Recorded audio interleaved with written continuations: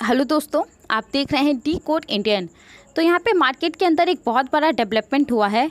L&T group के बारे में आपको पता होगा, लार्सन एंड टुब्रो काफ़ी फेमस कॉन्ग्लोमरेट कंपनी है भारत के अंदर। ये खास करके कंस्ट्रक्शन के क्षेत्र में, इंजीनियरिंग के क्षेत्र में ये काफ़ी ज़्यादा फेमस है।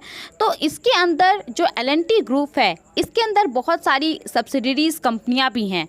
उसमें से दो software company Larsen and Toubro infotech, L&T infotech और माइंडट्री को यहाँ पे मर्ज किया जा रहा है। तो इसी के बारे में आज के इस वीडियो में हम बात करने वाले हैं। आप देख सकते हैं, मनी कंट्रोल का आर्टिकल है ये।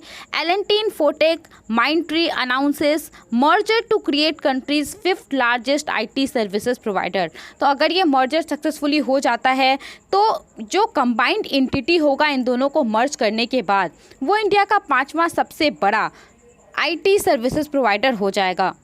सबसे पहले अगर हम देखें कि इन दोनों कंपनियों का जो स्पेसिफाइड एरिया है वो क्या है, किस क्षेत्र में ये अपनी सर्विसेज लोगों को दे रहे हैं, तो माइंडट्री के बारे में हम बात करते हैं। तो माइंडट्री का यहाँ पे स्पेसिफाइड एरिया ऑफ सर्विसेज है कम्युनिकेशन मीडिया हो गया, technology, retail, consumer package product और मैन्युफैक्चरिंग। वहीं अगर आप एल&टी इन्फोटेक का देखेंगे तो इसका यहाँ पे जो एरिया ऑफ सर्विसेज है वो बैंकिंग हो गया, फाइनेंशियल सर्विसेज हो गया और इंश्योरेंस हो गया। आई नो आपको थोड़ा सा अलग लगा होगा कि दोनों कंपनियों का जो स्पेसिफाइड एरिया ऑफ सर्विसेज है वो अलग अलग है, लेकिन उसके बावजूद भी उसको मर्ज किया जा रहा है। अब यहाँ पे अगर हम बात करें कि कैसे ये मर्जर हो रहा है, तो इस मर्जर को पूरा करने के लिए जो दोनों अलग अलग कंपनियाँ हैं, LTI और माइंडट्री, जब मैं LTI कहूँगी तो इसका मतलब है एल&टी इन्फोटेक। तो ये जो दोनों कंपनियां हैं, इनके बोर्ड ऑफ डायरेक्टर्स की मीटिंग हुई थी और इस मीटिंग में इस पूरे मर्जर को सक्सेसफुली करने के लिए एक कंपोजिट स्कीम ऑफ एमलगमेशन को अप्रूव कर दिया गया, जिसके अंतर्गत क्या होगा कि ये दोनों कंपनियां मर्ज हो जाएंगी और एल&टी ग्रुप के अंदर ही रहेंगी। अब यहाँ पे जो कंबाइंड एंटिटी होगा मर्ज होने के बाद, उसका नाम यहाँ पे हो जाएगा LTI माइंडट्री। अब यहाँ पे ये जो पूरा ट्रांजैक्शन होगा, जो भी शेयर स्वैप बेसिस पे होगा ये पूरा मर्जर, तो ये जो ट्रांजैक्शन होगा इसमें तकरीबन 9 से 12 महीने लग जाएंगे। इन 9 से 12 महीने में होगा क्या, तो जो भी शेयर होल्डर हैं, अलग अलग जो रेगुलेटरी अप्रूवल की ज़रूरत होती है वो सब अचीव किया जाएगा। अब अगर सबसे इम्पॉर्टेंट चीज़ के बारे में हम बात करें कि शेयर होल्डर के साथ क्या होगा, तो जिस दिन ये मर्जर सक्सेसफुली हो जाता है उस दिन से होगा क्या बेसिकली कि जो माइंडट्री है, माइंडट्री के जो आपके शेयर होल्डर हैं, अगर उनके पास 100 शेयर होगा तो उसके बदले में उनको LTI का 73 शेयर मिलेगा। ये यहाँ पे बेसिकली अभी तक कहा गया है।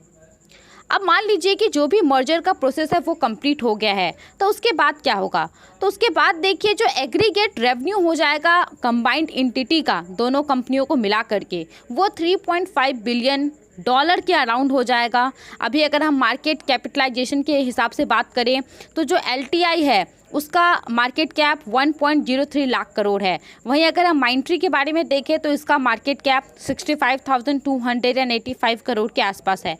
तो अगर इन दोनों कंपनियों को मर्ज कर दिया जाता है तो जो कंबाइंड एंटिटी होगी वो अभी फ़िलहाल जो 5वें नंबर पे टेक महिंद्रा है मार्केट कैपिटलाइजेशन के हिसाब से, उसको ये सरपास कर देगी और यही हो जाएगी इंडिया की 5वीं सबसे बड़ी IT सर्विसेज प्रोवाइडर।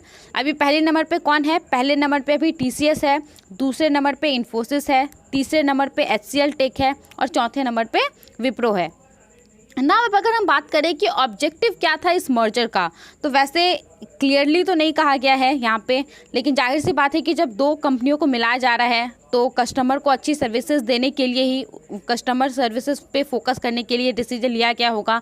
यहाँ पे देखिए अभी हो क्या रहा है कि जितनी सारी भी IT फॉर्म्स हैं वो अपने सर्विसेज को बढ़ा रही हैं, साइबर सिक्योरिटी तरफ, ऑटोमेशन के अंदर, मशीन लर्निंग सपोर्ट। तो इन सब चीज़ों को ध्यान में देते हुए ये फैसला लिया गया है। साथ ही में हमने देखा कि कोविड-19 के समय में जितनी सारी भी सॉफ्टवेयर कंपनियाँ हैं वो बहुत ज़्यादा डिमांड रिसीव कर रही हैं, काफ़ी ज़्यादा उनको डिमांड मिल रहा है। तो इसके वजह से भी कहीं ना कहीं एल&टी ग्रुप का ये फैसला था कि इन दोनों कंपनियों को मर्ज करने के बाद ये ज़्यादा और डीपली इस पूरे क्षेत्र के अंतर्गत जाएंगी और लोगों को अच्छी सर्विसेज प्रोवाइड कराएंगी। साथ ही में कॉस्ट को रिड्यूस करने में ये हेल्प होगा, ये डिसीजन रिस्क को कम करने में हेल्प होगा। तो ये सारी कुछ बातें हैं।